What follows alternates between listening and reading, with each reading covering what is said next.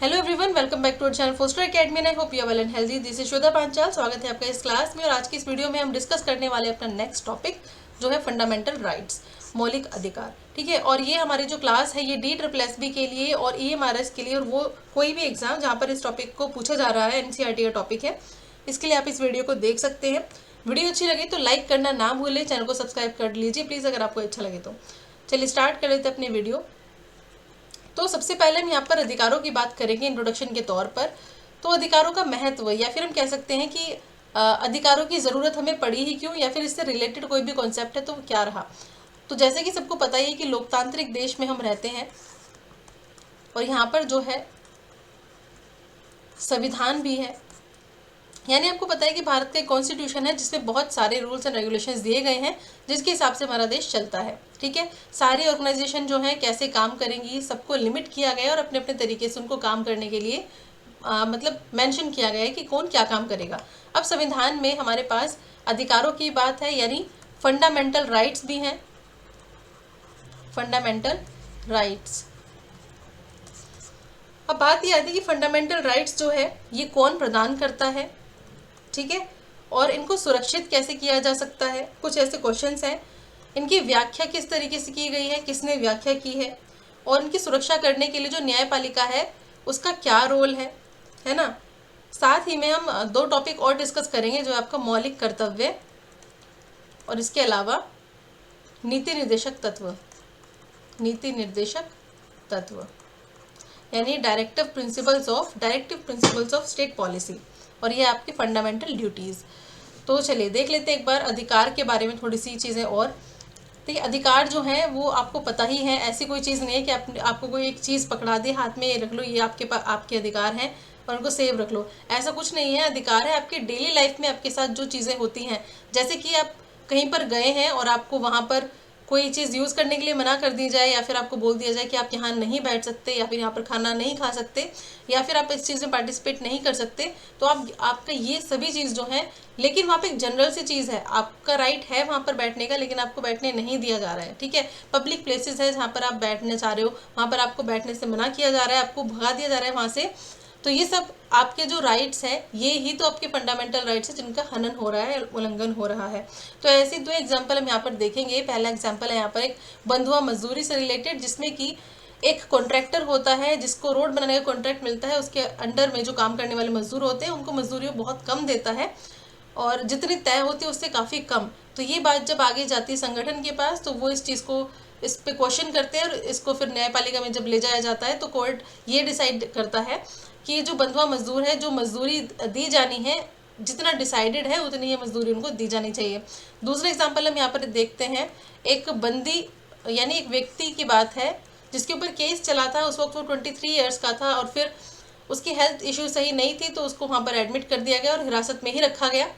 जब वो सही भी हो गया तभी भी हिरासत से उसको बाहर नहीं निकाला गया और वो 23 साल से 77 साल की उम्र तक वहाँ वहीं उसी जेल में रहा, लेकिन कोई पूछने वाला नहीं था कि हाँ भाई इस केस में आगे क्या हो रहा है। तो ये कहीं ना कहीं हमारे जीवन के जो अधिकार हैं उसका हनन है। इस तरीके से हमारी स्वतंत्रता को, हमारे फ्रीडम को लिमिट नहीं कर सकते। ठीक है, तो इस तरीके कुछ एग्जाम्पल हैं।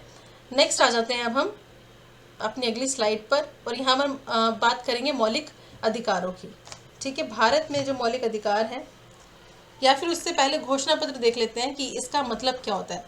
अधिकारों का घोषणा पत्र, अधिकार जो आपको कुछ राइट्स दिए गए हैं जो आपके जीवन में आपके हमेशा हेल्प करने वाले हैं। एक मानव होने के नाते आपको अधिकार मिले हैं, एक सिटीजन होने के नाते आपको अधिकार मिले हैं। ठीक है, तो आपको संविधान के अंदर जो भी राइट्स मेंशन है यानी अधिकार मेंशन है, उनको एक सूची में डाल दिया गया है। ठीक है, यानी उनको एक लिस्ट में डाल दिया गया है। तो इस लिस्ट को ही, अधिकारों की इस लिस्ट को ही क्या कहा गया है, घोषणा पत्र। ठीक है, इसको ही क्या कहा गया है, अधिकारों का घोषणा पत्र। अब बात ये आती है कि भाई घोषणा पत्र तो है, अधिकार तो मिल गए, लेकिन ये अधिकार दिए किसने हैं? ये अधिकार दिए हमें दिए हैं संविधान ने, और ये हमें सुरक्षित करेंगे, यानी ये सुनिश्चित करेंगे कि हमारी सुरक्षा बनी रहे। सुरक्षित किससे करेंगे? किसी व्यक्ति से सुरक्षित कर सकते हैं, कोई व्यक्ति हमारे अधिकारों का उल्लंघन कर सकता है, कोई संगठन या कोई संस्था हमारे अधिकारों का उल्लंघन कर सकती है। इसके अलावा सरकार जो है उसके भी कुछ अंग होते हैं, जैसे कि लेजिस्लेचर यानी विधायिका, एग्जीक्यूटिव कार्यपालिका, या फिर जुडिशरी न्यायपालिका। इनमें से कोई भी अंग हो सकता है जो कि हमारे जो अधिकार हैं उनको हनन कर सकते हैं। जैसे कि अगर एक बात बोलूँ मैं, तो सरकार ने एक पॉलिसी बनाई लेकिन लोगों के लिए वो बिल्कुल भी सही नहीं थी, तो उसमें लोग आंदोलन पर उतर आए। उन्होंने कहा कि हमारे इस अधिकार का ये उल्लंघन है, तो इसलिए इस पॉलिसी को हम ठीक से लागू होने नहीं देंगे। तो इस तरीके से लोग अवेयर हो जाते हैं अपने राइट्स को लेकर, अधिकारों को लेकर। ठीक है, चलिए अब आगे बढ़ते हैं। अब हम बात करेंगे भारत में जो मौलिक अधिकार है वो कैसे हैं।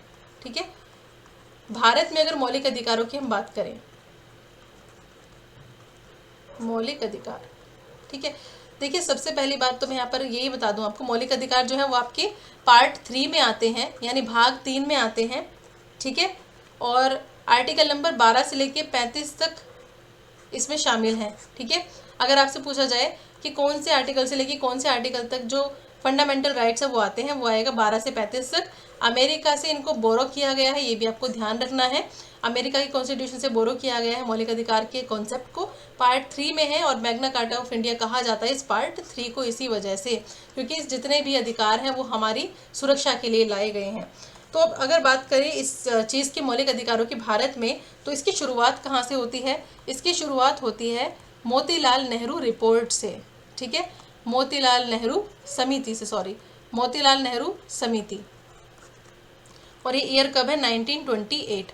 तो मोतीलाल नेहरू समिति ने अधिकारों के घोषणा पत्र की मांग उठाई थी। ठीक है, अधिकारों के घोषणा पत्र को लेकर के एक मांग उठाई थी, और इसी वजह से जब संविधान बना तो संविधान में जो अधिकार है उनको सुप्रीम मतलब कह सकते हैं उनको, उसको सुपीरियर रखा गया बाकी चीज़ों से, कि मौलिक अधिकार जो है वो हमारे पास होने चाहिए। और काफ़ी ज़्यादा इंपॉर्टेंट रोल है सभी की ज़िंदगी में, हर सिटीज़न की लाइफ में बहुत इंपॉर्टेंट रोल है। तो मोतीलाल नेहरू जो समिति थी उसने अधिकारों के घोषणा पत्र की बात की मांग उठाई, और संविधान सभा में बाद में फिर जब कॉन्स्टिट्यूशन बना तो उसमें अधिकारों को भी एक पूरी की पूरी लिस्ट ऐड कर दी गई। ठीक है, और इसी को बोल दिया गया मौलिक अधिकार। ठीक है, तो मौलिक अधिकार की सबसे बड़ी बात यह है कि अगर इसका उल्लंघन होता है तो आप न्यायपालिका जा सकते हैं। ठीक है, आप कोर्ट के पास जा सकते हैं और प्रश्न पूछ सकते हैं कि ऐसा क्यों किया गया, और अगर ये चीज़ सही है, हुई है, तो इसके लिए कोई डिसीजन आपको लेना चाहिए ठीक करने के लिए। ठीक है, तो अधिकार जो है वो कहीं ना कहीं कानून के साथ नॉर्मल जो अधिकार होते हैं, यहाँ पर अब अगर हम जनरल से या नॉर्मल अधिकारों की बात करें तो कानूनों के माध्यम से उनको मैनेज किया जा सकता है। एक पर्टिकुलर कोई भी जनरल सा कानून बनेगा और हमारे अधिकार जो हैं वो ठीक बने रहेंगे। लेकिन यहाँ पर जो फंडामेंटल राइट्स हैं इनको कह सकते हैं इनके लिए स्पेशल कानून है, या फिर स्पेशली इनको संविधान द्वारा रेगुलेट किया जाता है, ये कह सकते हैं। नॉर्मल चीज़ों को रेगुलेट करने के लिए, यानी नॉर्मल जो अधिकार हैं वो कानून के दायरे में रहकर काम करेंगे, लेकिन जो फंडामेंटल राइट्स हैं ये संविधान के दायरे में रहकर काम करेंगे, क्योंकि इनके बारे में हर एक चीज़ मेंशन है। ठीक है, चलिए अब आगे बढ़ते हैं। नेक्स्ट हम यहाँ पर बात करते हैं भारतीय संविधान में मौलिक अधिकार, यानी संविधान के हिसाब से में फंडामेंटल राइट्स जो दिए गए हैं कितने हैं, तो 1 है। यहाँ पर देखिए आपको ये बात भी ध्यान रखनी, फिर से लिख देती हूँ, पार्ट 3 में मेंशन है आपके, यानी संविधान के भाग 3 में मेंशन है मौलिक अधिकारों के बारे में, और ये अमेरिका से लिया गया है कॉन्सेप्ट। इसके अलावा अगर आर्टिकल की बात करें तो आर्टिकल 12 से 35 तक इसमें शामिल है। मैग्ना कार्टा ऑफ इंडिया कहा जाता है पार्ट 3 को। ये सब चीज़ें आपको ध्यान रखनी है। यहाँ पे आपका पहला जो फंडामेंटल राइट है वो है समता का अधिकार, फिर है दूसरा है स्वतंत्रता का अधिकार यानी राइट टू फ्रीडम, तीसरा है शोषण के विरुद्ध अधिकार यानी एक्सप्लॉयटेशन के अगेंस्ट जो राइट मिला हुआ है। इसके अलावा है फोर्थ है धार्मिक स्वतंत्रता का अधिकार यानी आपको रिलीजियस फ्रीडम है। फिफ्थ है हमारे पास सांस्कृतिक और शैक्षिक अधिकार यानी शिक्षा का अधिकार है हमारे पास, और कल्चरल अधिकार भी है। साथ में 6 नंबर पे अगर हम देखें तो संवैधानिक उपचारों का अधिकार, ये काफ़ी ज़्यादा इंपॉर्टेंट अधिकार है, संवैधानिक उपचारों का अधिकार। ठीक है, इसको भी ध्यान से देखेंगे अभी। तो चलिए आगे चलते हैं। अपनी फर्स्ट स्लाइड में क्या बताया जा रहा है, यहाँ आपसे बताया जा रहा है समता का अधिकार। लेकिन इससे पहले मैं आपको एक छोटी सी चीज़ और बतानी है, साउथ अफ्रीका के बारे में बताना है। साउथ अफ्रीका, यहाँ से क्वेश्चन आ सकता है। साउथ अफ्रीका का जो संविधान है वो कब बना था? दिसंबर 1996 में। और इसमें मेनली किस चीज़ पे फोकस किया गया था, रंग भेद के ऊपर, क्योंकि आपको पता ही है रंग भेद विरोधी कानून बनाए गए थे, तो ये रंग भेद जो था बहुत ही बड़ा वहाँ पे एक प्रॉब्लम थी। जो सरकार वहाँ पे जो लोग थे रूल कर रहे थे, जब वो चले गए तो उसके बाद सरकार को बहुत ही स्ट्रगल करना पड़ा था, और उनकी पूरी कोशिश यही थी कि जो पूरी तरीके से हिस्ट्री और फ्यूचर है उसको साथ में लेकर चलें और ऐसा किया जाए कि हमारी हिस्ट्री दोबारा से रिपीट ना हो, यानी रंग भेदी चीज़ें जो है वो फिर से ना ही एक्सपीरियंस की जाए। तो यहाँ पर लोगों को काफ़ी ज़्यादा बड़े लेवल पे अधिकार प्रोवाइड किए गए थे, जिसमें कि गरिमा का अधिकार था, श्रम से रिलेटेड अधिकार था, स्वास्थ्य था, इसके अलावा आवास से रिलेटेड अधिकार था लोगों को, और बच्चों को अधिकार काफ़ी ज़्यादा दिए गए थे, शिक्षा के अधिकार बहुत ज़्यादा थे, और सूचना का अधिकार जैसे इंडिया में भी है राइट टू इन्फॉर्मेशन, ऐसे भी यहाँ भी था, और जैसे हमारे पास कल्चरल वाला है ऐसे यहाँ पर भी सांस्कृतिक अधिकार दिया गया। पर्यावरण से रिलेटेड भी यहाँ पर अधिकार की श्रेणी में रखा गया। इसके अलावा निजता को भी अधिकार के अंदर रखा गया। तो ये सारी चीज़ें काफ़ी इंपॉर्टेंट है, ये भी ध्यान रखना है। यहाँ पर एक ही मेन चीज़ बनती है कि दक्षिण अफ्रीका जो संविधान है वो कब लागू हुआ था, तो ये लागू हुआ था 1996 में। चलिए वापस आ जाते हैं अपने अधिकार वाले पोर्शन पर। ये है सबसे पहला अधिकार, समता का अधिकार। तो समता का मतलब क्या होता है, यानी समानता, इक्वालिटी। क्या? इक्वालिटी। अब इक्वालिटी तो है, अब कहने लगे सभी लोग तो बराबर हैं, दिक्कत कहाँ पर है? दिक्कत ये है कि जब आप सोसाइटी में जाकर देखेंगे तो आपको बहुत सारे ऐसी चीज़ दिखेंगी जहाँ पे आपको पता चलेगा इक्वालिटी नहीं है। आर्टिकल नंबर 14 से 18 के बीच में सारी चीज़ें आती हैं। पहले हम बात करते हैं कानून के समक्ष समानता, यानी कानून के समक्ष जो है सभी समान हैं, और कानूनों के समान संरक्षण, यानी सभी को कानूनों का समान संरक्षण भी मिलना चाहिए। अब यहाँ पर हम एक बात देखते हैं कि बहुत टाइम से जो जाति है, लिंग है और जन्म स्थान, इन सब धर्म, मूलवंश, इस आधारों पर भेदभाव भारत में बहुत देखने को मिलता रहा है और अभी भी देखने को मिलता है। लेकिन क्या है कि इनको फंडामेंटल राइट्स में जब से लाया गया है, जब से पता चलने लगा है लोगों को ये राइट है, तो लोग थोड़ी सी आवाज़ उठाने लगे हैं। ठीक है। रोजगार में अवसर की समानता। अब यहाँ पर एक चीज़ आ जाती है, आर्टिकल नंबर 16 देखिए, आर्टिकल नंबर 16, इसमें आरक्षण की बात की गई है। ठीक है, इसमें आरक्षण से रिलेटेड बात की गई है और बोला गया है कि राज्य जो है वो ये राइट देता है कि जो पिछड़े वर्ग के लोग हैं या फिर वो लोग जिनका पार्टिसिपेशन अब तक बहुत ही कम देखने को मिला है, उनके प्रतिनिधि भी अब शामिल होंगे। यानी अब जो जॉब्स वगैरह हैं या कुछ और पोस्ट है और अन्य सर्विसेज जो हैं वहाँ पर, क्योंकि उनका पार्टिसिपेशन कम था, इसलिए उनको आरक्षण देकर, रिजर्वेशन देकर उनको समान लाने की कोशिश की गई है। ठीक है, एक तरीके से आप बोल सकते हो कि भाई जब इक्वालिटी है तो आरक्षण क्यों? आरक्षण इसलिए क्योंकि सोशली इक्वालिटी नहीं है, तो उसको उस लेवल पे पहले पहुंचाना पड़ेगा। जब उस लेवल पे पूरी तरीके से पहुंच जाएंगे, हो सकता है तभी आरक्षण वाला जो रिजर्वेशन, जो कोटा सिस्टम है, थोड़ा सा कम हो सके। लेकिन आरक्षण इसलिए लाया गया था क्योंकि सोशली जो है स्टेबिलिटी नहीं थी इन लोगों में, जो जिनको पार्टिसिपेट नहीं दिया जा रहा था, जिसमें कि महिलाएं भी शामिल हैं। ठीक है, उनको भी, तो अगर आप पंचायती राज व्यवस्था की बात करें तो 1/3 जो है वो महिलाओं को के लिए कोटा रिजर्व है, और वो भी हर लेवल पे, ऐसा नहीं सिर्फ मेंबरशिप में, हर लेवल में रिजर्व है। तो क्योंकि महिलाओं का पार्टिसिपेशन पहले नहीं था तो उनको आगे लाने की कोशिश की जा रही है रिजर्वेशन के माध्यम से। अब रिजर्वेशन का मतलब ये होता है कि इतना कोटा तो फिक्स है ही, तो इतने लोग तो इस वर्ग से आएंगे ही आएंगे। ठीक है। रोजगार के अवसर की समानता, यहाँ पर छुआछूत का अंत, यानी अनटचेबिलिटी जो है ये आर्टिकल नंबर 17 मेंशन है। आपसे पूछा जा सकता है कि कौन से कानून द्वारा अनटचेबिलिटी को रिमूव कर दिया गया, तो अनटचेबिलिटी को रिमूव कर दिया गया था आर्टिकल 17 में इस चीज़ के बारे में मेंशन है। ठीक है ना। उपाधियों का अंत से रिलेटेड यहाँ पर क्या बोला जा रहा है, यहाँ पर ये कहा जा रहा है कि ऐसा नहीं कि कोई आदमी अपने साथ कोई एक टाइटल लेके चले, वो टाइटल अगर लेके चलेगा तो ये पूरे समाज में इक्वालिटी नहीं होगी। शिक्षा के क्षेत्र में या सेना के क्षेत्र में कुछ एक इम्पॉर्टेंट जो टाइटल्स हैं अगर वो दिए जा रहे हैं वो तो अलग बात है, वो भी सरकार अपनी इच्छा से दे रही है तब की अलग बात है। लेकिन आप पर्सनली अपना कोई ऐसा टाइटल लेकर नहीं घूम सकते क्योंकि वो आपको लोगों से अलग बना देगा। ठीक है। नेक्स्ट आपके पास आ रहा है यहाँ पर स्वतंत्रता का अधिकार, राइट टू फ्रीडम। अच्छा, फ्रीडम का जो राइट है उसमें आपको कई सारी चीज़ें देखने को मिलेगी। जैसे कि यहाँ पर सबसे पहले देख लेते हैं कि कौन से आर्टिकल के अंतर्गत आता है, तो आता है आर्टिकल नंबर 19 से आर्टिकल नंबर 22। डायरेक्ट क्वेश्चन आ जाएगा तो आपको आंसर बताना ही है। आर्टिकल नंबर 19 से लेके 22 तक सारे के सारे जो चीज़ें हैं वो सारे स्वतंत्रता यानी फ्रीडम से रिलेटेड होंगी। और इसमें इंपॉर्टेंट है आपका आर्टिकल नंबर 21A जो कि आपका राइट टू एजुकेशन। ठीक है, ये पूछा जाता है एग्जाम में ज़्यादातर। तो यहाँ पे आपको बोला गया है कि व्यक्तिगत स्वतंत्रता का अधिकार दिया गया है, यानी आपको जीवन का अधिकार है। आपको बोला जा रहा है जीवन का अधिकार है, आपको अपने जीवन की रक्षा करने का भी अधिकार है, इसकी भी अब फ्रीडम आपको दी गई है। जैसे कि अगर आपकी बात करें अभियुक्तों को सजा पाए लोगों के अधिकार, यानी अगर किसी को बंदी बनाया गया है, गिरफ्तार किया गया है, तो 24 घंटे के अंदर अंदर उसको मजिस्ट्रेट के सामने पेश करना पड़ेगा, लाना पड़ेगा, और फिर वो डिसाइड करेगा कि जो गिरफ्तारी है, जो उसको गिरफ्तार किया गया है, वो सही है भी या नहीं, ठीक है, वैध भी है या फिर नहीं है। तो ये सारी चीज़ें यहाँ पर देखने को मिली। शिक्षा का अधिकार पता ही है आप सभी को, मैंने बता ही दिया, आर्टिकल 21A जो है वो राइट टू एजुकेशन देता है, ताकि अब आपके पास फ्रीडम है। पहले ये सब चीज़ें नहीं थी स्वतंत्रता से पहले या फिर फ्रीडम से मिली थी उससे पहले, लेकिन अब क्योंकि ये हमारी रूल बुक के अंदर आ गया है, संविधान के अंदर, तो सबको माननीय होगा ही। जहाँ पे जिसका कोटा, जहाँ पर जितना फिक्स एजुकेशन में भी, उसको उतना देना ही पड़ेगा। अपराधों की दोष सिद्धि, यानी किसी को भी अपराधी साबित नहीं कर सकते, पूरा प्रोसेस होगा उसके थ्रू ही, है ना। तो ये भी हो गया हमारा। नेक्स्ट चलते हैं अब, ये है शोषण के विरुद्ध अधिकार। इसके अलावा और भी स्वतंत्रताएं हैं, ठीक है ना, शोषण के। अच्छा, इसमें एक चीज़ और देख लेते हैं हम, नज़रबंदी वाला भी जो राइट है, ठीक है, ये है आपका निवारक नज़रबंदी। क्या होता है निवारक नज़रबंदी? इसका मतलब होता है कि किसी को नज़रबंद करना, और मेनली कहा जाता है कि जो गैर कानूनी लोग, चीज़ों में लिप्त लोग होते हैं, सिर्फ उन्हीं के लिए ये चीज़ें, ऐसा नहीं कि हर किसी को नज़रबंद करोगे आप। जो गलत चीज़ों में लगे हुए लोग हैं, तो उनको गिरफ्तार किया गया हो या फिर ऐसी कुछ चीज़ें की गई हो, तो वहाँ पर उनको निगरानी में रखा जाता है, निवारक नज़रबंदी उसको कहा जाएगा।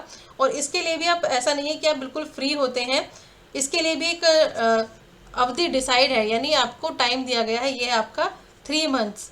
इस तरीके की अगर आप गैर कानूनी कोई काम कर रहा है और उसको नज़रबंद किया गया है, तो उसका भी जो टाइम पीरियड रहेगा वो 3 महीने का रहेगा, उसमें आपको सारी जांच वगैरह वो कर लेनी होगी। शोषण के विरुद्ध अधिकार की अगर हम बात करें तो ये आता है आर्टिकल नंबर 23 से आर्टिकल नंबर 24 के बीच में। स्ट्रेट क्वेश्चन कि आर्टिकल नंबर 23, 24 किससे रिलेटेड है? ये है शोषण के विरुद्ध अधिकार, यानी किसी भी तरीके का शोषण है वो एक्सेप्टेबल नहीं होगा, हमें अपने राइट्स के बारे में अवेयर होना चाहिए। भारतीय संविधान में शोषण के विरुद्ध अधिकार के अंतर्गत 2 प्रावधान शामिल हैं। पहला तो है मानव के साथ दुर्व्यापार और बंधुआ मजदूरी पर रोक, ठीक है, यानी बच्चों को लोगों को व्यापार में इंक्लूड नहीं करेंगे। इसके अलावा बंधुआ मजदूरी जो है वो भी उनसे नहीं कराई जाएगी। इसके अलावा जो दूसरे वाला था, ये था आपका जोखिम वाले कामों में बच्चों को मजदूरी करने से रोकना, यानी ऐसा होता था ना कि छोटे बच्चों को काम में लगा दिया है और ऐसे काम में लगा दिया जहाँ पे उनकी जान को भी खतरा हो सकता है, तो इस तरीके की चीज़ें यहाँ पर नहीं करनी है। अच्छा, यहाँ पर ये जो चीज़ है ना दुर्व्यापार, ये आपका बेगार वगैरह से रिलेटेड क्या होता था कि शोषण किया जाता था, दास बना लिया जाता था, ये बंधुआ मजदूरी भी इससे रिलेटेड है, मतलब एक ही वो है, दास बना लिया जाता है या फिर बेच दिया जाता है, तो ये सब चीज़ें, इस पूरी चीज़ों के ऊपर रोक लगा दी गई, ठीक है। इसको एक तरीके से कह दिया बंधुआ मजदूर की एक तरीके का दंडनीय अपराध, और कानून में इसके सामने क्या है, पूरी की पूरी पनिशमेंट यानी दंड डिसाइड किया हुआ है। और यहाँ पर अगर हम बात करें बच्चों वाली बात, तो ये वही वाला आता है कि 14 साल से कम उम्र के जो बच्चे हैं उनसे आप काम नहीं करा सकते, चाहे प्लेसेस कैसे भी हों। नेक्स्ट आ जाइए, ये है आपका धार्मिक स्वतंत्रता का अधिकार, यानी फ्रीडम, आपके रिलीजन को लेकर बिल्कुल फ्रीडम मिलेगी आपको।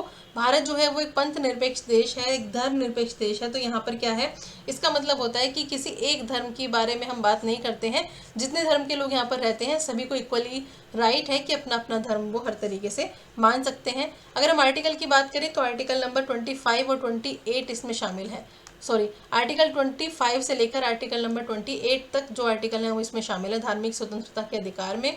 इसमें हमें क्या क्या अधिकार दिए गए हैं, यहाँ पर है आस्था और प्रार्थना की स्वतंत्रता, हम किसी भी भगवान में या नहीं भगवान, हम किसी भी चीज़ में आस्था रख सकते हैं, आस्तिक भी हो सकते हैं, नास्तिक भी हो सकता है, कोई दिक्कत वाली बात नहीं है। इसके अलावा धार्मिक मामलों में प्रबंधन की स्वतंत्रता है, यहाँ पर किसी विशिष्ट धर्म की अभिवृद्धि के लिए कर अदायगी की स्वतंत्रता, कुछ शिक्षा संस्थानों में धार्मिक शिक्षा या उपासना में उपस्थित होने की स्वतंत्रता, यानी धर्म जो है वो किसी का भी अपना पर्सनल एक मामला होता है, तो उसमें हम लोग इंटरफेयर नहीं कर सकते, कोई भी इंसान कोई भी धर्म मान सकता है, उसको किसी भी तरीके से पालन कर सकता है, एक तरीके से यहाँ पर ये बात बोली गई है। क्योंकि जो हमारा देश है वो किसी पर्टिकुलर एक धर्म की बात नहीं करता, एक लोकतांत्रिक कंट्री में माना जाता है जहाँ पे बोला जा रहा है कि ये धर्मनिरपेक्ष कंट्री है, तो ये सपोज किया जाता है वहाँ पे कि जो सरकार है वो कोई अपना एक धर्म ना बना ले, सभी के धर्मों का बराबर सम्मान करे। ठीक है, ये कई बार इस पे विवाद हो जाता है धर्म वाले मैटर को लेकर, लेकिन वही वाली बात है, अब क्योंकि कॉन्स्टिट्यूशन में मेंशन है तो इसका सॉल्यूशन भी निकल जाता है। सांस्कृतिक और शैक्षिक अधिकार की अगर हम बात करें तो यहाँ पर अल्पसंख्यक कौन होते हैं, सबसे पहले तो ये देखिए, किसी भी कंट्री में जिनकी संख्या काफ़ी कम होती है उनको ही अल्पसंख्यक कहते हैं। दूसरी तरफ होते हैं बहुसंख्यक, जिनकी उस कंट्री में किसी पर्टिकुलर एरिया में कोई भाषा की संस्कृति को लेकर उनकी संख्या ज़्यादा होती है, उनको बहुसंख्यक, और इसका अपोजिट कर दो तो उनको अल्पसंख्यक कहते हैं। तो अल्पसंख्यकों की जो भाषा है और संस्कृति है उसके संरक्षण की बात की जाती है इस वाले राइट में। इसके अलावा जो माइनॉरिटीज़ है, अल्पसंख्यक हैं, उनको शैक्षिक संस्थाएं स्थापित करने की भी आज़ादी है। और अल्पसंख्यक वह समूह जिनकी अपनी एक भाषा या फिर धर्म होता है। समुदायों के अधिकारों को सुरक्षित रखा जा सकता है। संविधान में अल्पसंख्यकों के बारे में भी चीज़ें मेंशन की गई हैं। ठीक है, तो नेक्स्ट है हमारा आर्टिकल नंबर 32, यानी संवैधानिक उपचारों का अधिकार। यानी इसको अगर हम दूसरे वर्ड में बोले तो कॉन्स्टिट्यूशनल रेमेडीज, यानी उपचार। तो इसका मतलब है क्या है, देख लेते हैं एक बार। संवैधानिक उपचारों का अधिकार क्या है? एक ऐसा साधन है जिसके द्वारा संविधान के मौलिक अधिकारों को व्यवहार में लाया जाता है। यानी सिर्फ कह देने भर से ही कि आपके पास मौलिक अधिकार है, अगर हनन होता है तो चले जाना न्यायपालिका के पास, जुडिशरी के पास, आपके प्रॉब्लम का सोल्यूशन निकल आएगा। सिर्फ कहने भर से नहीं, आपका ये प्रॉपर तरीके से मेंशन है संविधान में। ठीक है, तो ये है आपका संवैधानिक उपचारों का अधिकार। यानी अगर आपको साथ कुछ गलत होता है, उल्लंघन होता है अगर आपके राइट्स का, तो आप संविधान के पास आपके इस चीज़ के लिए भी सोल्यूशन दिया हुआ है, वो है न्यायपालिका। उल्लंघन होने पर मौलिक अधिकारों की रक्षा की जा सकती है।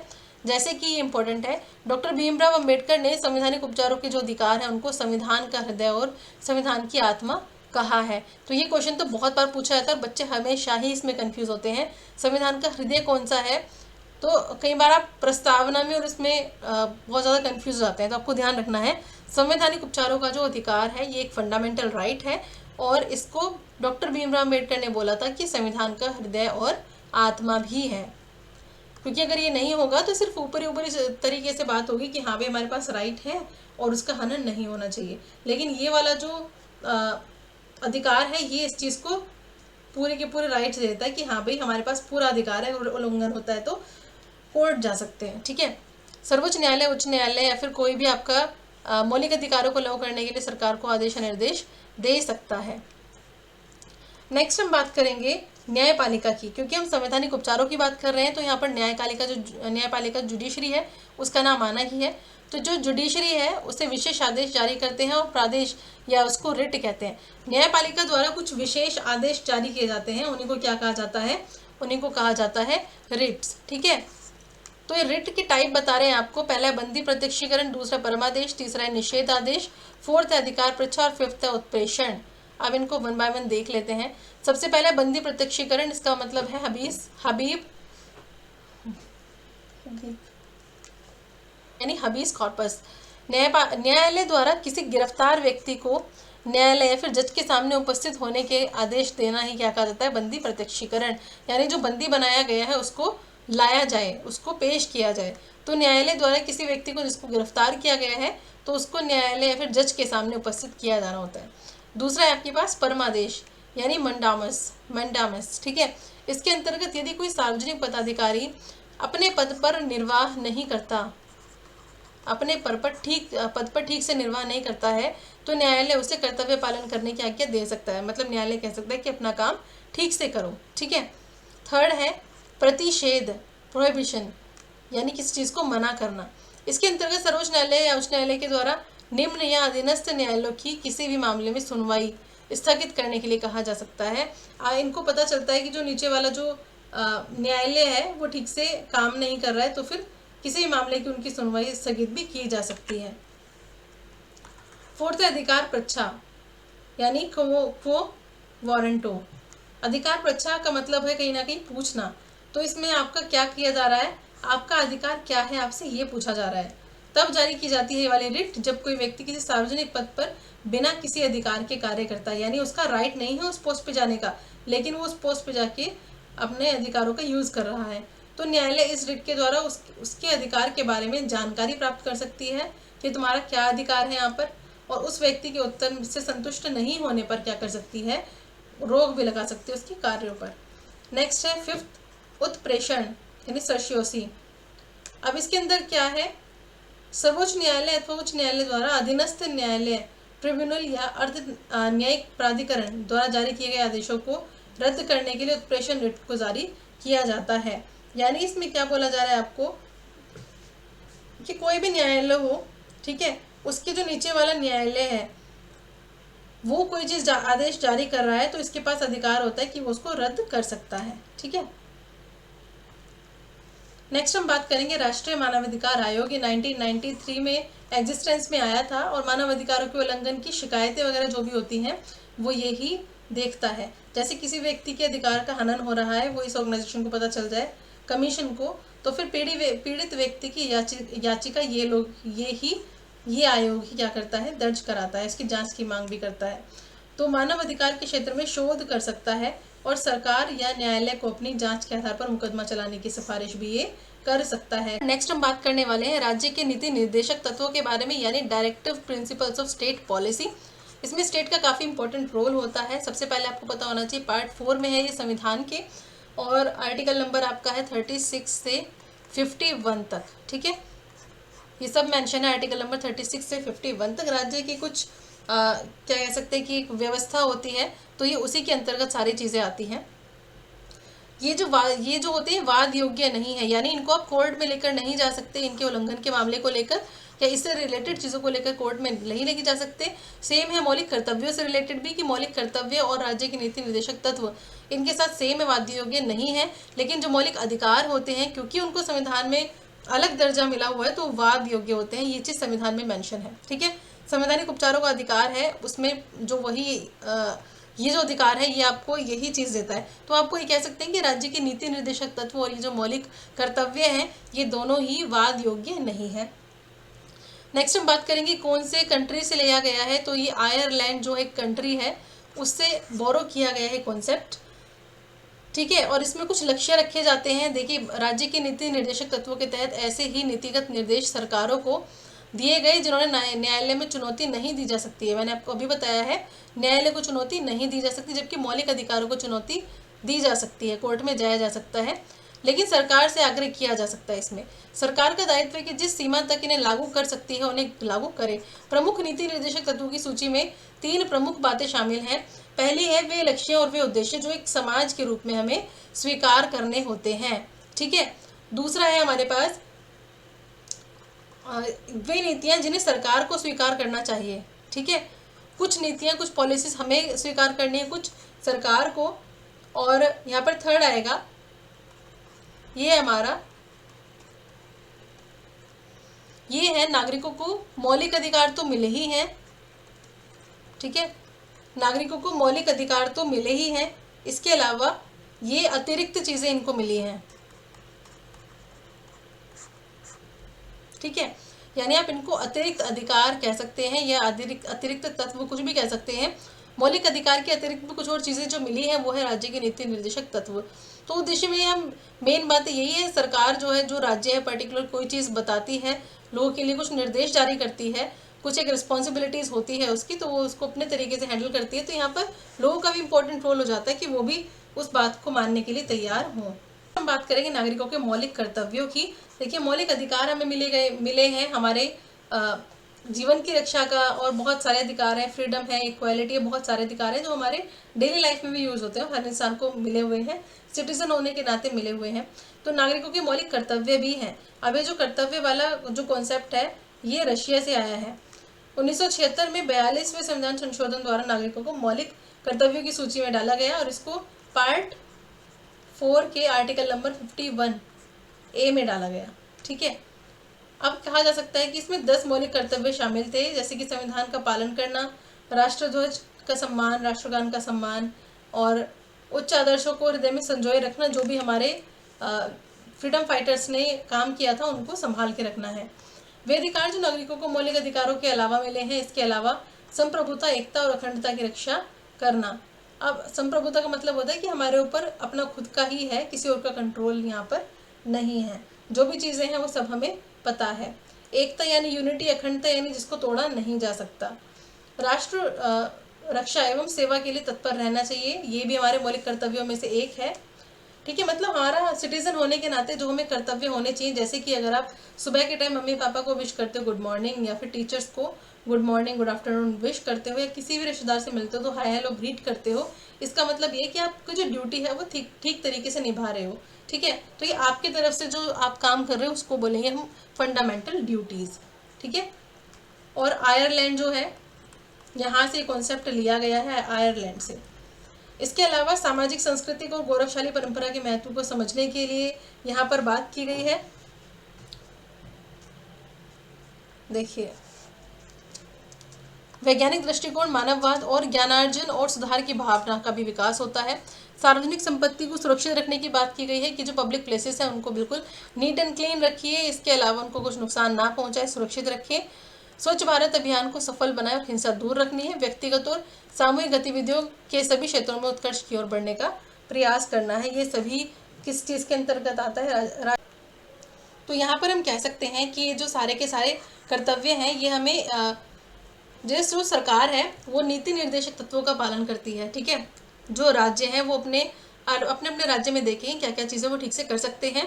हमें मौलिक अधिकार प्राप्त है नागरिक होने के नाते, तो एक नागरिक होने के नाते हमारे कुछ कर्तव्य भी बनते हैं, तो वो कर्तव्यों का पालन ही हम करते हैं। ये 11 मौलिक कर्तव्य हैं, स्टार्टिंग में 10 थे।